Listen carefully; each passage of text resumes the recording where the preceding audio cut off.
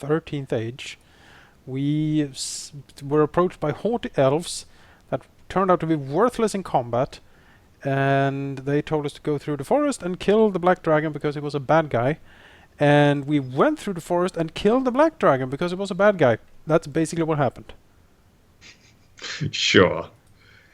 And now we pick up the session basically the next day. You're on the road just north of Lonebridge, and just yesterday you parted ways with the haughty elf, as you put him. Bruised and battered, he went back to Lonebridge to do whatever haughty elves do.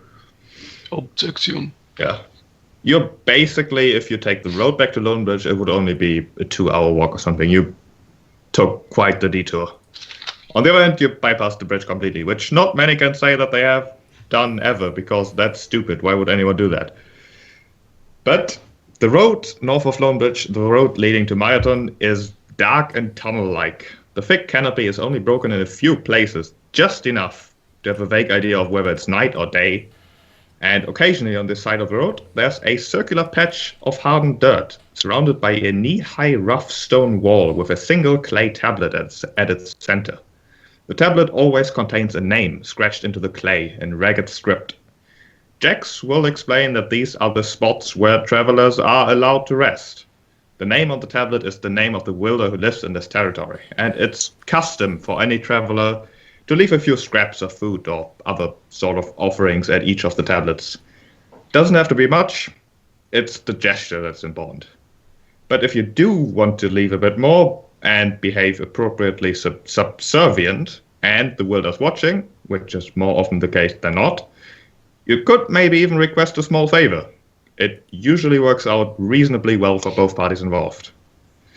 However, the reason why many of the Fenwood's wielders are actually actively watching is not to see who might want a favor, but rather watching for whoever doesn't leave something. Because if most of the wielders living here have one hobby, it's feuds. It's making enemies for life. So Jack suggests just leave a little bit. I don't have food. I don't have food either. Surely we're doing this as a group, though, right? Be better if everyone did it individually, and even if it's just like a single copper coin or something. How many of these shrines are there going to be?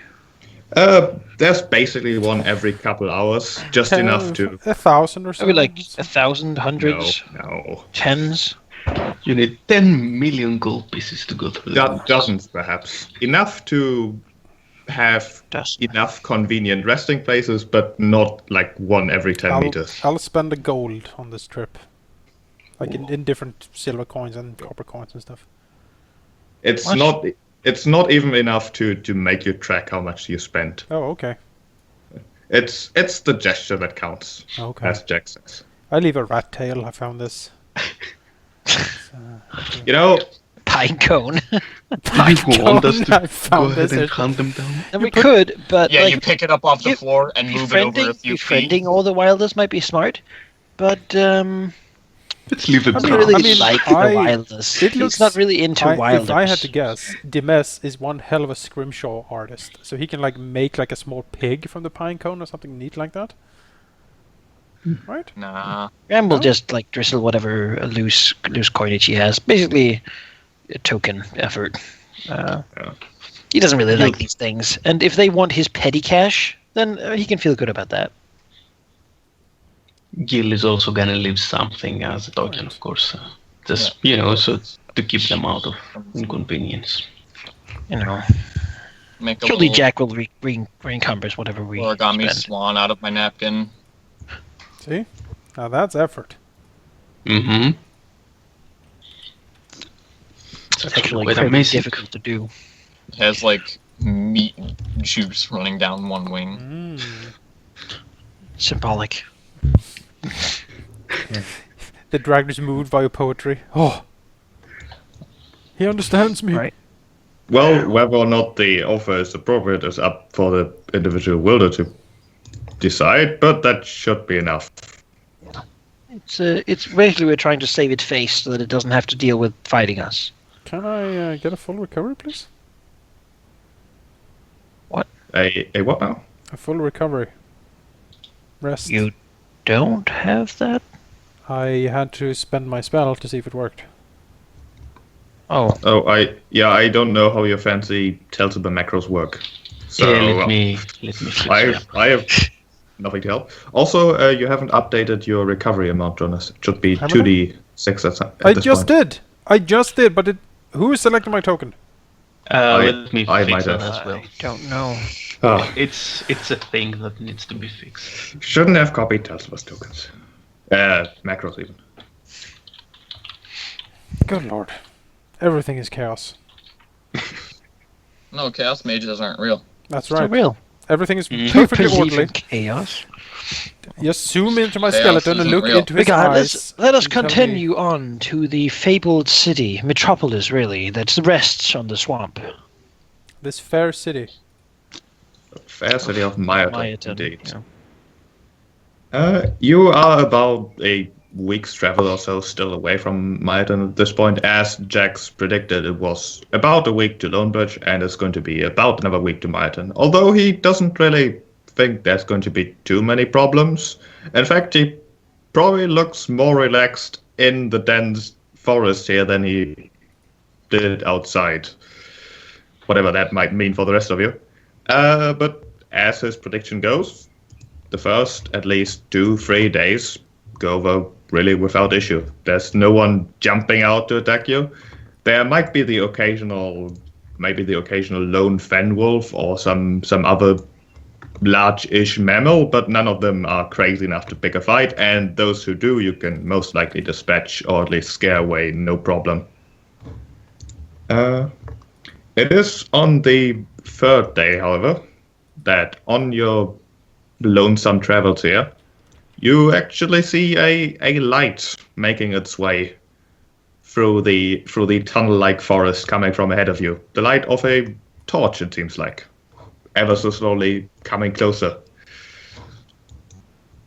And the source of the light quickly reveals itself to be a dwarf in heavy chain and plate armor with some sort of religious symbol or another on its breastplate, walking next to a moving pile of crates, bags, sacks, and ropes, with the large red-scaled head of a teninum sticking out of it.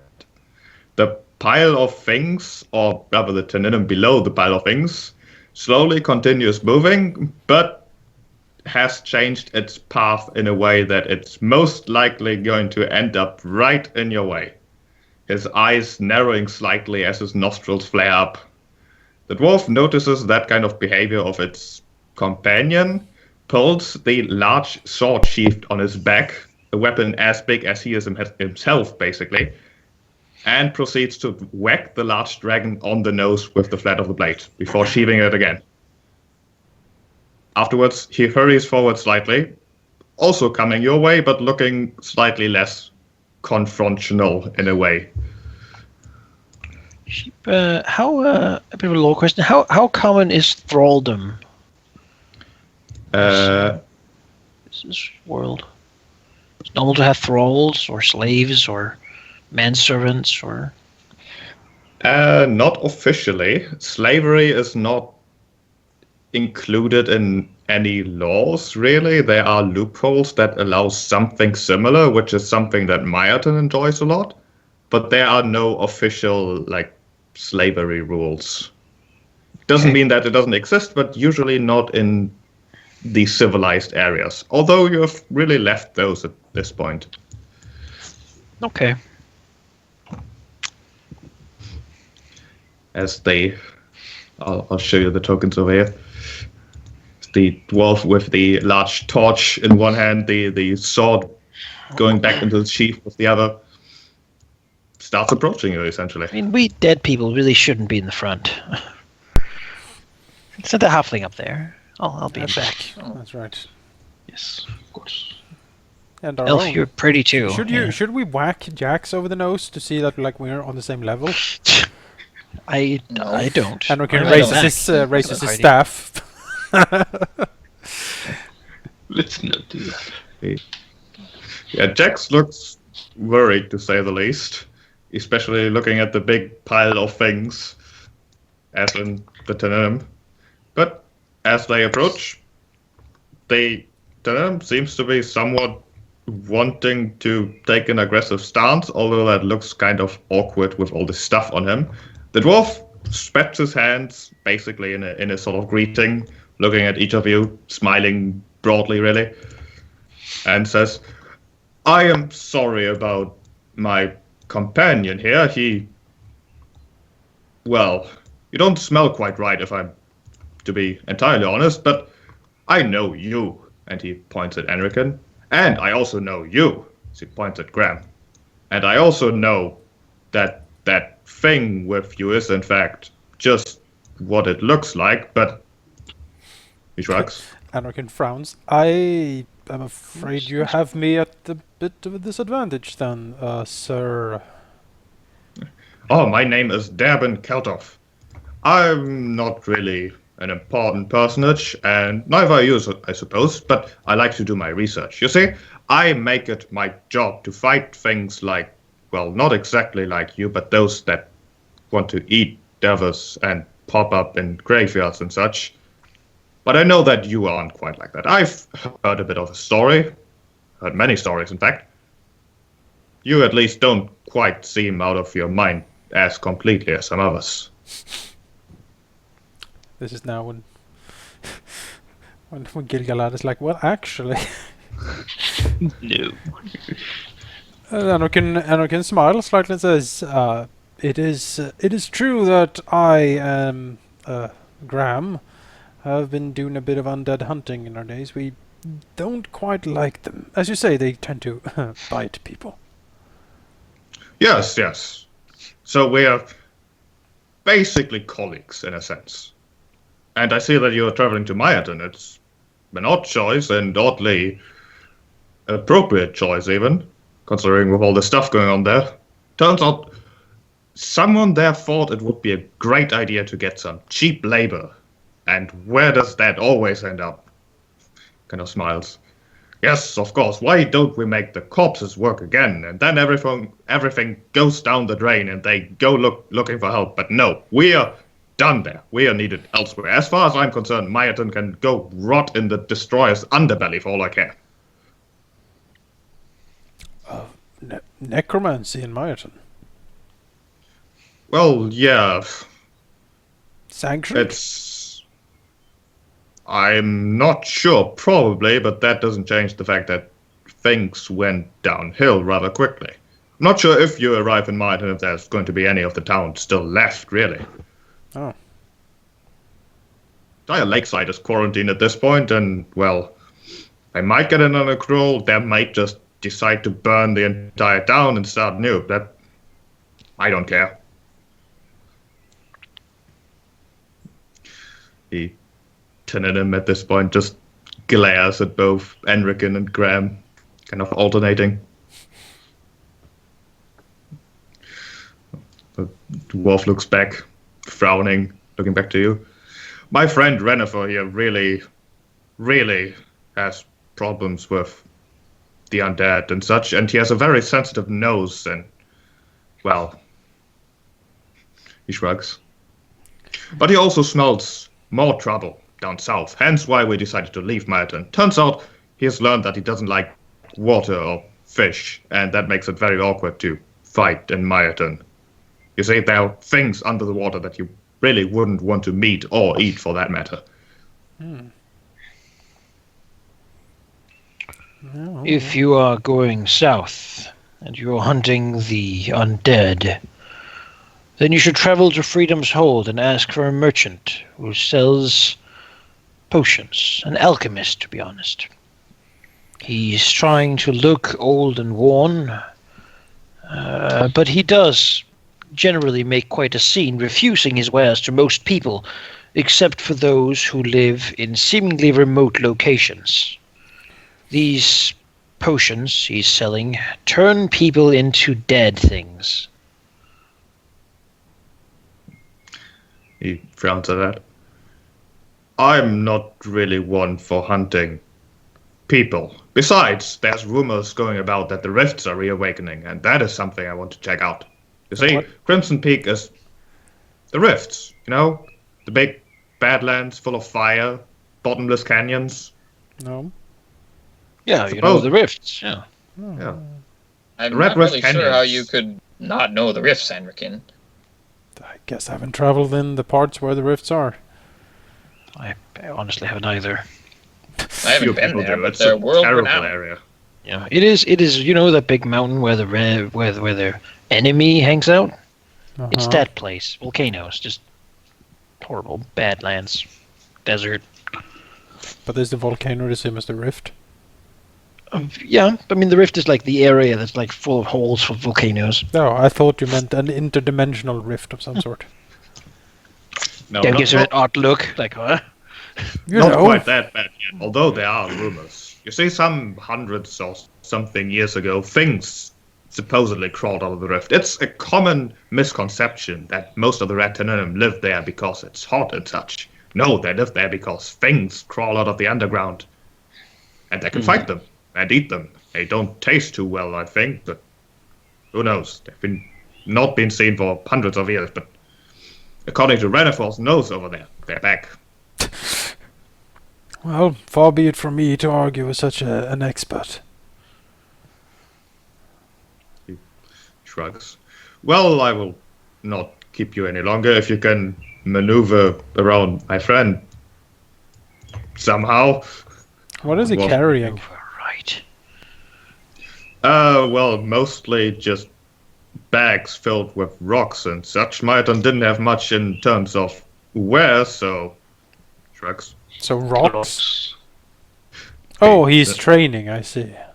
Lieutenant grunts and nods, says, yes, it builds character. So he seems willing to carry those things, apparently. He seems quite happy, yeah. Okay, I mean, as long as he's happy. So. Well, good travels to you, and good luck. Oh, good luck to you too. And you know, if you ever want to help us out, diving down the rifts is quite something. Don't think anyone has ever returned. So I'll keep it in mind when I feel extra suicidal. They say the rifts have no bottom, I believe. no, they don't. It's true. Even the cloud dragons who flew down there never returned, and they are quite the flyers. Supposedly, anyways. Sounds very dangerous. How do you know if the hole has a bottom, if nobody has ever come back from there? Or they keep falling, perhaps, forever. That'll be Well, I There mean, is if you magic never hear for the that. sound the rock makes, A rock doesn't make any sound, would be foolish. when it hits the bottom, it would. I see, I see. It is like they said. How do you know there's a land across the sea when no one has ever returned from that journey? Well, there's the I suppose outsider. at some point you have to believe. The outsider mean- has returned, hasn't he? Give you sort of a strange look. Yeah, I That's haven't right, really he's gotten come. used to that whole thing yet. I wasn't born here. I came here on a boat. How many lands out there? Where did you come from, Dimezz? You never spoke of your past before. Oh, it's not worth speaking of. Somehow, I don't believe you. I know the- how you feel, Dimezz. Dimezz winks at Anrakyn. Anrakyn smiles. Looking back to Jax, who seems to be... Hanging out, he's like, Yeah, hang there's on. something with off about another those tenet guys. out here in the There's forest. something Yeah, his weird. his amazingly expressionable face is currently showing a mix of nostalgia looking around the forest and confusion looking back at the tenenem full of boxes.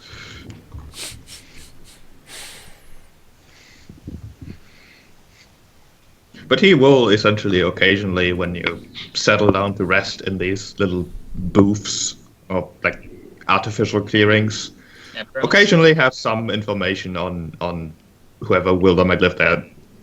Little more than rumors, but still makes for a decent story or two. I hear that this guy Say only that this eats guy mushrooms, hates acorns. You know, and he only eats mushrooms. What a fucking weirdo.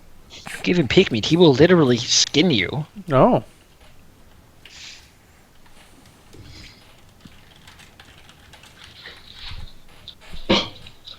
All right. There's a lot of wilders out here, turns out. Yep. Bring it. They saw what we did on the other guy. I don't think they did. They probably have a union or something.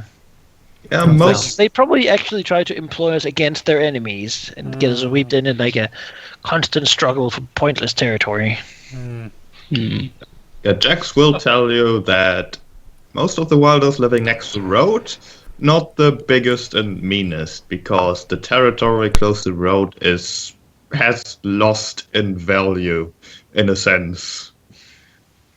You know, All these, wilders, wandering wilders, vagrants. those exactly. The wilders who are wilders by choice really want to stay away from everything resembling like infrastructure and whatnot. I mean, it's basically blasphemy. They would rather fight to the death to gain control of a few more rocks and dirt patches Oh, exactly. than deal Show with how people on big their they are. roads. As long as they fight each other, that shouldn't be a problem. Well, let's move you back here. All these savages. Assume that this over here is one of the clearings. I guess we're You over can there. rest for the night. The nights in this place are amazingly even darker than the days. Which sounds silly, but even during the day, the thick canopy makes it very difficult. It is basically eternal twilight, and there is a good reason why the dwarf you just met was carrying a torch during the day. Jax doesn't seem to be entirely bothered, and I mean, if you pay attention, then the road is perfectly walkable even without light during the day. Still, it's dark. Well, I believe I have torches. Sure. Anrakyn has this like sickly death light. Yeah, Anrakyn's staff will at some point flicker, and then like a small light will like hover above it. It has an oddly sort of scintillating effect. It's like a pale cold green, and then sort of flickers a little bit and subtly changes hue, and it seems to happen every so often as it like shifts in and out in different light colors. He from time to time you'll see him look at it and frown deeply. Yeah, In Gil-Galad is gonna light a torch. This place is a lot. In the evening, in nights, I imagine we're gonna have a big fire. Pick some sticks and whatnot from the nearby area and just big fire. Because whatever hunts here hunts at night probably, and yeah, we don't. So the more light, the better. And fire can probably keep natural predators away. We'd rather not have to deal with. Well, staying, in dark, scary forests during the night is kind of Aduial specific training. So yeah, we can cover that, I suppose. Big fires, lots of smoke, since all the wood is completely wet and like waxy. Like waxy? That even a word? Smoke is good, keeps away insects. Yeah, waxy. Yeah, there aren't too many insects. It's pretty cold, all things considered. It would probably be far worse if you were traveling in summer. Still. But how would your night camp basically look? Apart from a big fire, what would you individuals be doing? Anrakyn is Sleeping, probably. probably against a tree, propped up against a tree. He has a few books out. His staff is like planted next to him in the ground, shining its light around, and he's reading. That's usually what he does, or studying maps and manuscripts and things like that, making notes. Graham generally smokes and remembers. And watches. That too. That is some fire. Yeah, Dimezz And the burns to death. Edeling is just standing there watching as well. Anrakyn is also smoking from time to time, like his long pipe clipped between his teeth as he holds it and turns the page of a book. Gil-Galad is can set up his tent and then, kind of spread some, I guess, easily breakable branches and stuff that could make noise if someone is to walk upon them.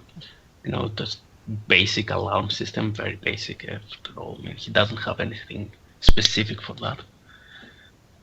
And then he probably, since Fancy is not here, get down to preparing dinner for the living. Dimezz would probably sit against the little stone wall and think, or maybe practice like throwing knives, or just tinkering around with various things in his bag or stuff like that. How does he sleep? Usually as close to the fire as possible, or in a tree somewhere to get off the ground away from stuff.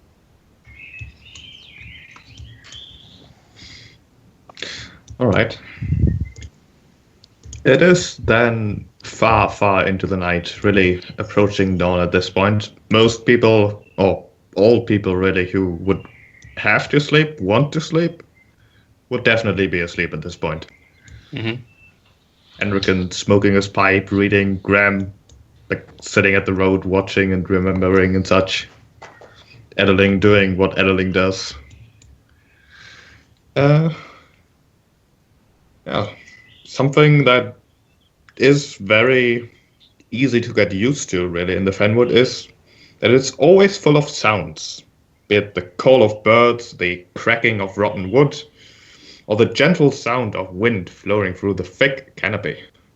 Even next to the road, the forest's canopy is very, very thick, with only just enough, as I've said, to tell whether it's actually day or night or whatever it is outside. And at night, the ground is always covered in a sort of thin mist that, well, appears from the different ferns and grasses and has forms like a small layer of white stuff on the ground. The campfire's heat usually kept it away, but tonight, to Anrakyn's mind at least, the flames seem more lethargic and dull. Anrakyn really is sitting alone at this point, surrounded only by, well, suddenly obvious utter silence. Jax is sleeping deeply nearby, which is definitely unusual for him. He usually twitches around, rolls around a lot, but he is completely still. Graham also seems simply frozen, perhaps in thought. Frozen like everything else currently. Not a sound is heard, nothing moves, no leaf, not even the low-burning fire moves as the mist thickens. Coalesces into a form close to Anrakyn. Even he feels sort of tired and heavy. The world has shrunk into a globe of sickly light cast by the campfire. The form is that of a woman, vague and shifting, but still eerily familiar.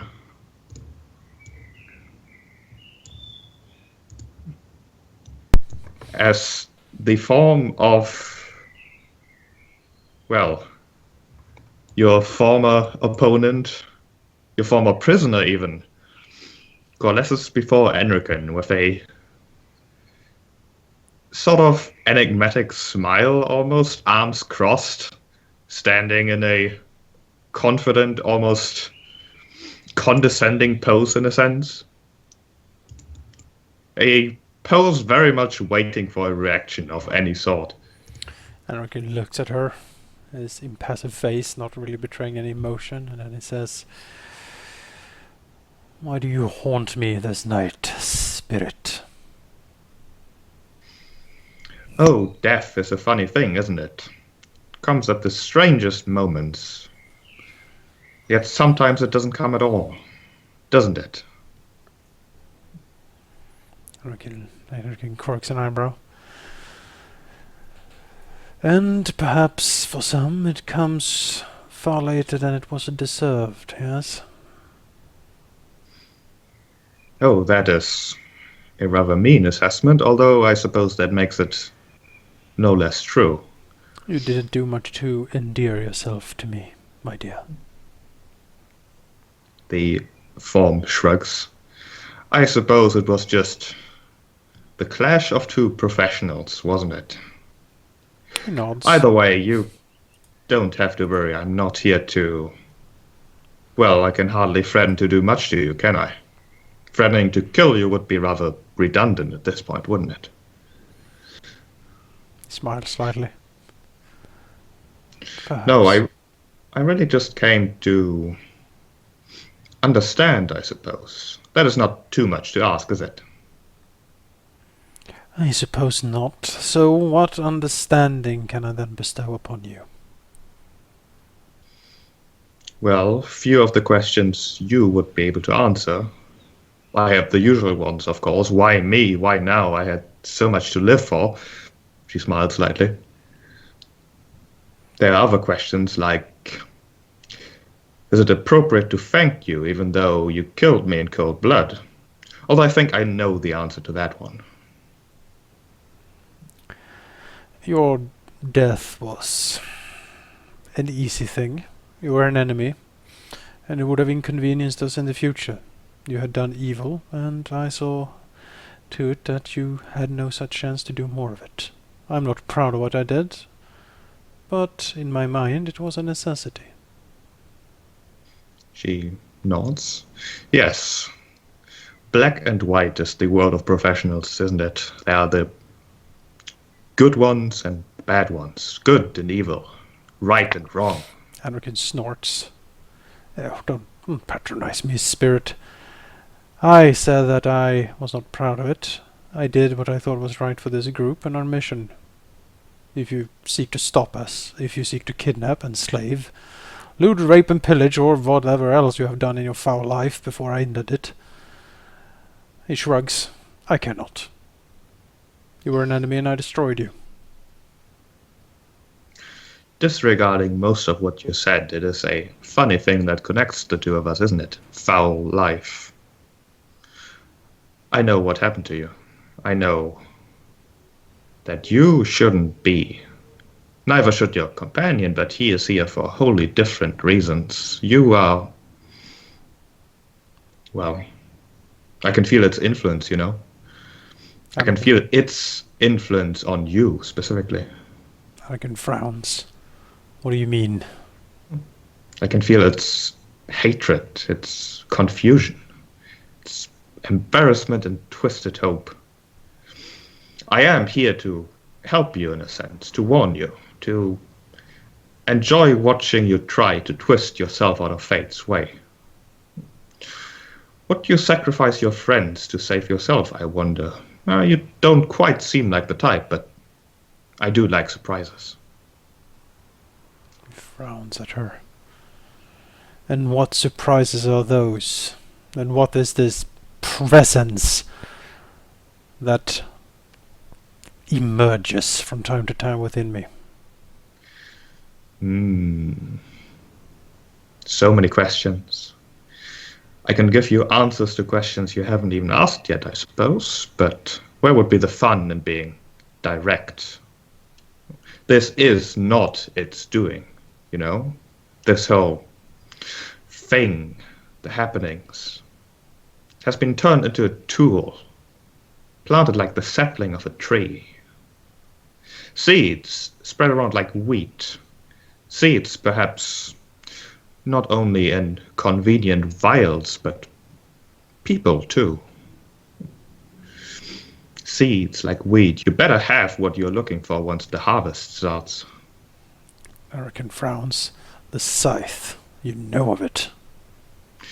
She smiles.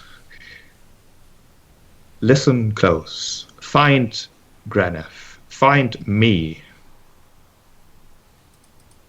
She repeats those words a couple times, fading out, getting more and more distant in a sense.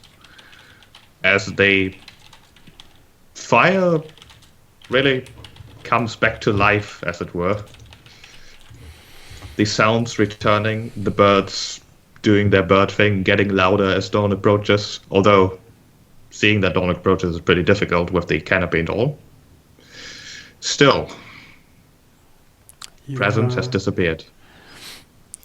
I think Ram will probably... I don't know how like much attention he pays to the party. Ram, well, I mean, I think for this he probably wasn't, just from the way she described it.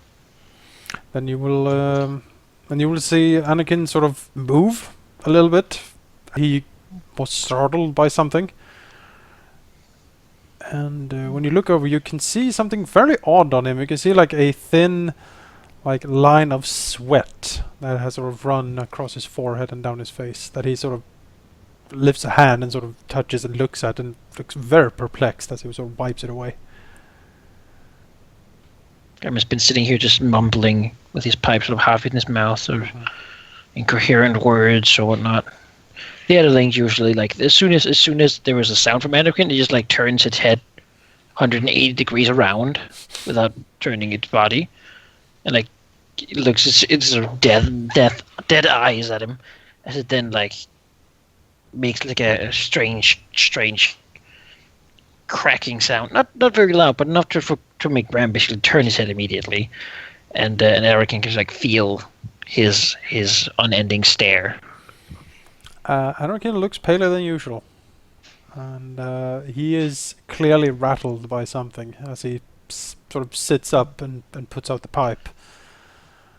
There's like, through the flames, you can see on the other side the shining blue eyes fixed on him. One eyebrow slightly raising up.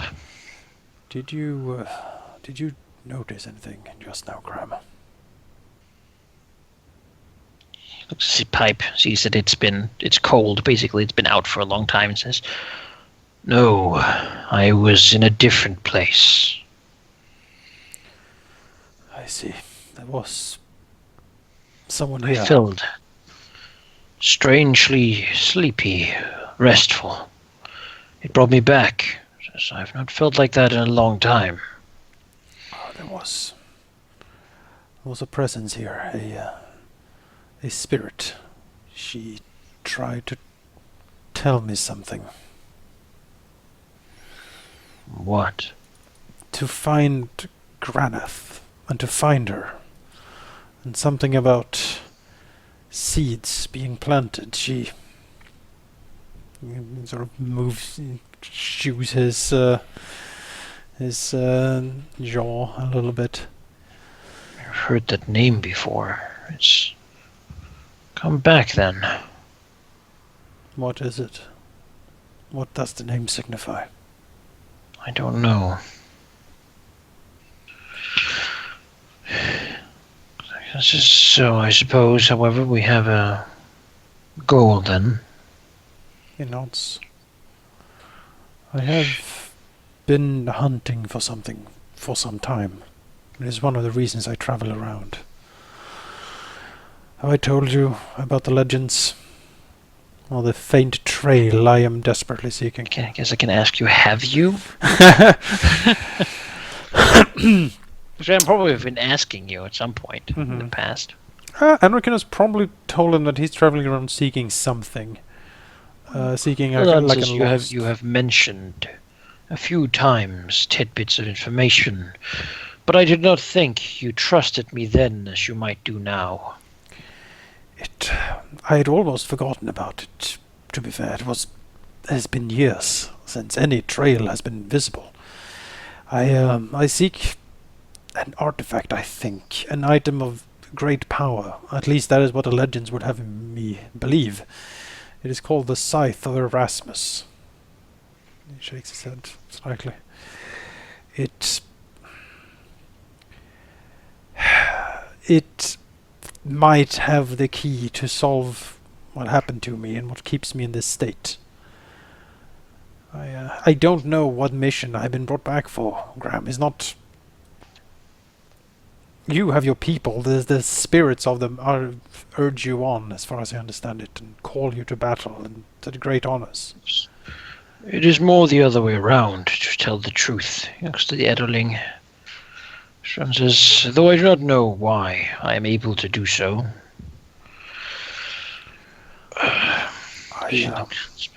In the beginning, he looks into the fading fire. In the beginning, when I awoke to this state, I was terrified, mortified, desperate. I tried to end it all. I tried to take my life several times, but I just always rose again, some weeks or months later. As far as I know, I can't end it myself. I don't even know what happens if anyone else tries. Maybe I will finally be destroyed, maybe I will just awake again in a few weeks or months or years. He sighs. I know you have never been a religious man. I would say something like the gods have a plan or some such, but to be honest, our gods never really had one. It is more that you have been granted a chance for something, or to do something. Something has empathized with your struggle or your situation. At least that's how I see it. It may be a strange blessing, but legend told of warriors who could, well, kings who ruled for hundreds of years. Perhaps this is how such was done. Sort of looks at his hand, moves it around slightly. This visage hides what we are for the most time. You are more afflicted than I, and I do not think we suffer from the same ordeal. What made you like you are now? Anrakyn looks into the embers and says, It is difficult to say, Graham. I am not sure myself. I do not feel that tonight is the night I will tell you the tale of the doom of Dragonhall. But I will tell you. I promise that. When the time is right. I do wish that I could see it like you see it, that I have been given a chance or some sort of purpose, but from what happened, I see myself as cursed. Whatever destroyed my hometown spared me, remade me, and I don't know, he looks at his hands. I don't know why. Yes.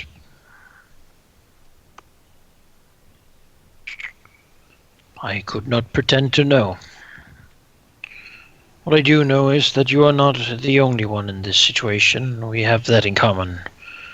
I remember my father, my brothers, all that I knew, all that I had ever known, destroyed in an instant. A single shock, thunderous chaos, and then nothing. You have seen me utilize a form that is what I was partly through that experience. Sort of looks as his eye glazes over a little bit. It is not something I will ever forget, nor something I can ever forgive. Perhaps that is why I'm here, but I don't know. And until I find out what purpose I might have, I will take it as a chance to do some good for those, or the descendants of those I lost. He nods slowly. It seems like a worthy goal and a worthy cause, Graham. I do respect you for it, I really do.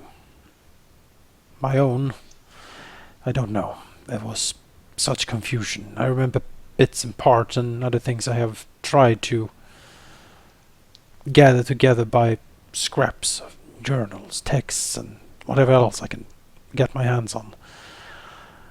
Exactly what the doom that hit my hometown was, it's still a mystery. The scythe is key to it, somehow. Somehow, maybe I can undo it. It came from below. I know that much. Something came from below. There was a mist that roiled and boiled. And it turned it into a hellscape. Moves closer and lights his pipe again and says, things in the rifts come from the below. I've been looking for similar things happening. I questioned if it was just Dragonhall that was so cursed or so afflicted. I've been trying to gather stories. I honestly have not found much, but if there's activity up by the rifts, then that might be a place to search for it. Lights his pipe and says, perhaps then, once we're done in this region, we shall travel there. I would like this merchant to be found. So I asked around, and I learned that he had been giving these potions to children, remote mountain villages, for them to bring home to their sick parents, for all the money the kid had brought down into the valley with them. As it is an abhorrent action. That is simply unforgivable. I agree. He needs to be stopped. The scythe can wait for now. It's We have been blessed with one thing at least, and you must agree with this, that we do not lack for time. Anrakyn smiles slightly. I agree. I agree in that. Time is certainly what you and I have in abundance. From nonsense, sits down, takes his pipe out. Now that it is lit again, sort of the cinders from it light up his face as he draws in the smoke, allowing it to run through his system, basically relaxing. Anrakyn moves up, to his bags, rummages around a little bit, puts up some new pipe weave and then stuffs his pipe, and then you see he snaps his fingers and a small spark flies out and it lights up.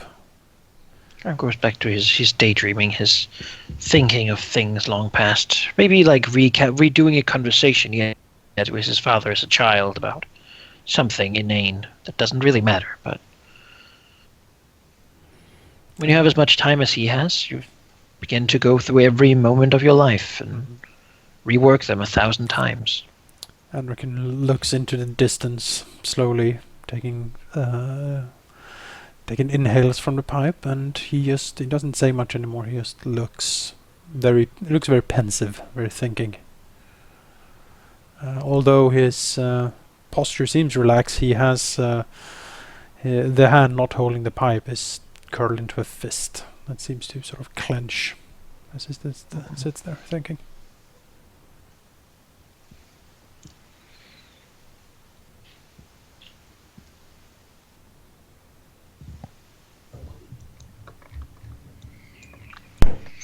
And so, eventually, dawn has arrived, probably. Who knows at this point? At least Jax will wake up after a good night's sleep, it appears. He looks quite eager, perhaps even happy. Finally, so close to his destination. All his worries forgotten for the moment. Breakfast time comes, and I suppose you would be ready to head out again. Yes, I believe we do have some of the soup, sweet potato soup, I believe, from last night. Sure. With extra sugar. Does Gil-Galad carry around like cooking equipment and such? Not much. I don't believe so. Just the very basics, basically. Like trusty iron pot? Yeah, probably just a pot for pretty much anything. It's always using it as a pan. always soup he makes, or? Not always, but he basically uses that for pretty much anything, depending on the situation. He's not Elven multi-vuck pan. Yeah, kind of. Like, if you clean it good enough, it's... Like make it of a seashell or something? A big carapace piece? It's actually, something like, I believe they're closest to crabs or something, like the chitin from it. Mm-hmm. Mm-hmm.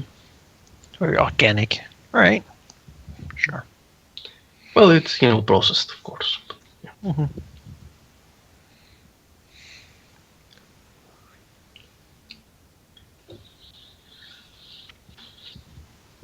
And so we do hit the road, I suppose. Mm-hmm. If we travel. Right, you travel. Carefully. Carefully and slowly. Anrakyn doesn't say much as the day progresses. He seems completely lost in his own thought as he just walks. Graham never really does. He usually shores up the rear guard. Looking. Basically, Anrakyn Watching out. fixates the tail of Jax because it's like bronzy and shiny, and then he just follows that like a It like bobs from side to side. like a cat. Yeah. It does twitch around a lot, so you might get dizzy after a while, but sure. Motion sickness. I can't get sick. Also calling Motion the tail. unnervedness. Also, Jax is called Blacktail for a reason. Oh, he has a black tail. Yes, he does. Oh. Does that mean he's like prone to deceit? Is he crossbreed? Is he? He's got a little bit of black in him. Well, actually, turning him just a born grey, and they gain their color after That their sounded way personality. worse than I meant So- it. I'm so sorry. I'm so sorry.